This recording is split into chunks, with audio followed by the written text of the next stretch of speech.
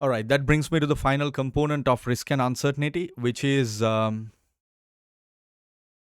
impact of risk appetite. And this is important as far as APM is concerned, because in your questions, this is a big part, because they will put you in a situation where there are people like the founders and directors and employees are involved in your question, and they have to decide things based on their appetite. And each of these categories of stakeholders have different risk appetites. So what you have to be able to do is you have to be able to differentiate between the different stakeholders, identify the risk appetites. Most of the time it's given, the examiner shares with you that they are, they think this way, and by that they are basically clearly indicating to you what kind of risk appetite they have. But in a general sense also, we can kind of generalize and say that the general risk appetite of these categories are so and so and so. So that's the requirement here. That's the skill that you need to have. Barely, very loosely, the text actually offers you some examples here. So if you take shareholders, they would mostly be risk seeking, or somewhere between risk seeking and moderate risk seeking, because they want to be a little safe. Also, it depends on really each shareholder.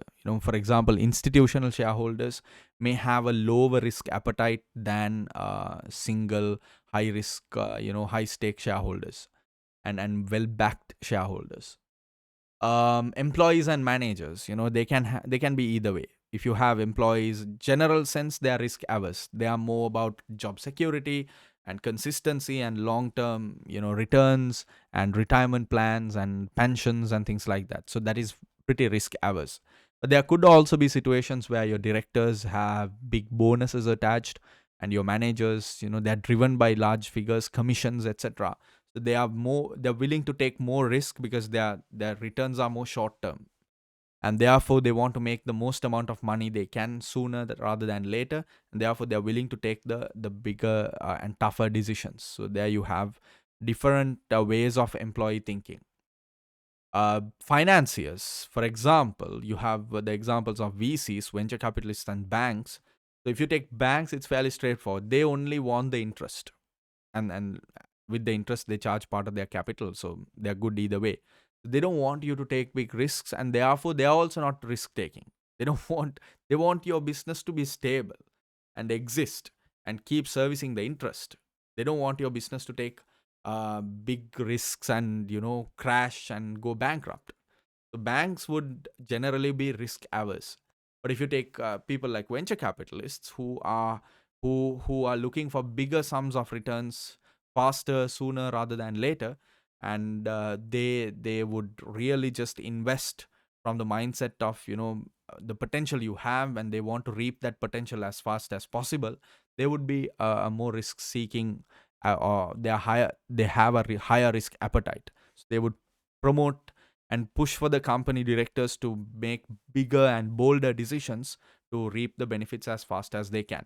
Whether it'll work, no. So as I said, it's risky. So what you have to understand is that different stakeholder groups have different risk appetites, and depending on each of their risk appetites, the tools that you have to use are different.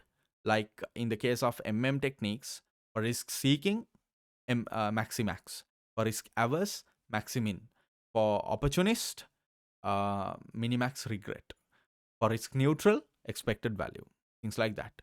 You have to know which technique works for which risk appetite.